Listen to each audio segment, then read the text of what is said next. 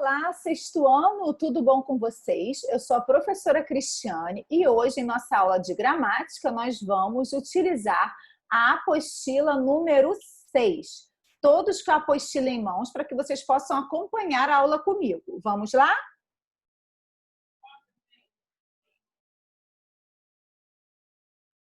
Hoje, turma, nós vamos falar em ordenação de eventos, tá?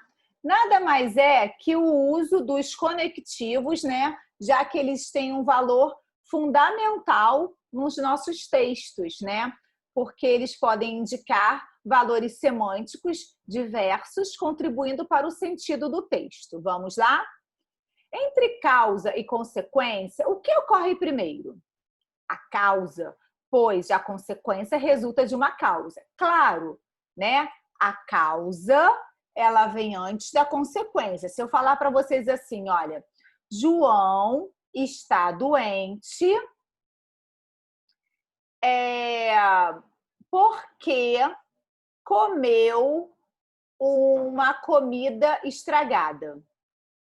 Qual foi a causa dele estar doente? Ele ter comido a comida estragada, certo? Então, vem a causa é primeiro e a consequência é depois.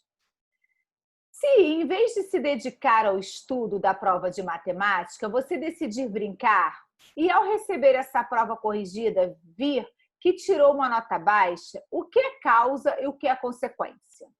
A causa é não ter estudado para a prova. A consequência é tirar uma nota baixa. Claro, né, turma? É sempre essa consequência de quem não estuda para as avaliações. Em um texto, podemos evidenciar esse tipo de relação por meio de algumas palavras ou expressões.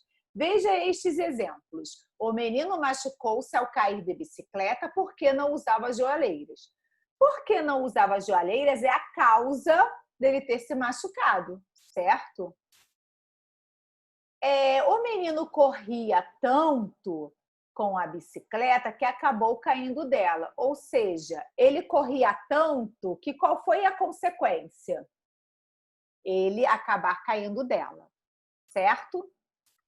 No primeiro exemplo, não usar joelheira foi a causa de um menino machucar-se ao cair da bicicleta. Observe que a palavra em destaque, porque, foi responsável por introduzir na frase a ideia que indica a causa, né? Já no segundo exemplo, a consequência de correr muito com a bicicleta foi cair dela. Nesse caso, a palavra em destaque que foi responsável por introduzir a ideia de consequência, né? Nesses dois casos aí, nós temos, no primeiro caso, a ideia da causa e depois a ideia da consequência. Dedicou-se tanto ao treino de futebol que perdeu a partida. Note que perdeu a partida foi colocado como uma consequência de dedicou-se tanto ao treino de futebol. No entanto, isso é incoerente. Olha só, por que é incoerente? Dedicou-se tanto ao treino de futebol que perdeu a partida. Era para ele perder a partida? Se ele se dedicou tanto? Claro que não. Então, isso está incoerente. Ainda que se possa perder uma partida mesmo havendo dedicação no treino, perder a partida não é uma consequência. A consequência é um resultado lógico, esperado, tá? Veja agora essa. Não houve aula na segunda-feira, pois o dia estava normal, na mais perfeita ordem. Tem sentido, turma? De forma semelhante ao que ocorreu no exemplo anterior, não há coerência nessa frase. A passagem do dia estava normal, na mais perfeita ordem, era para ser tudo perfeitamente, ocorrer tudo bem naquele dia. Foi inserida na frase como se fosse a causa de não ter havido aula na segunda-feira. Porém, isso não é lógico. Para não haver aula, espera-se que algo fora do normal aconteça, certo?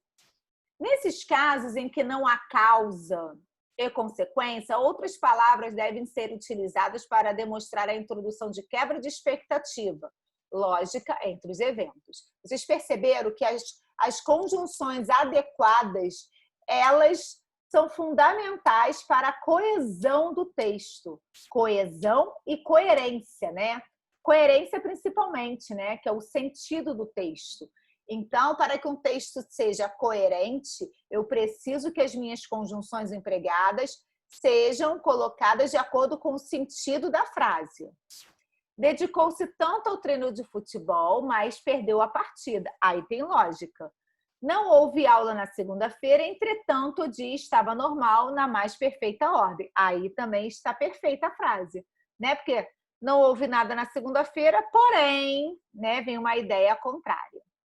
Muito bem, turma. Então, hoje, né, na aula de hoje, eu quis falar com vocês sobre essa questão do emprego dessas palavrinhas, desses conectivos, dessas conjunções, né? Que elas são importantes para a questão da coerência do nosso texto.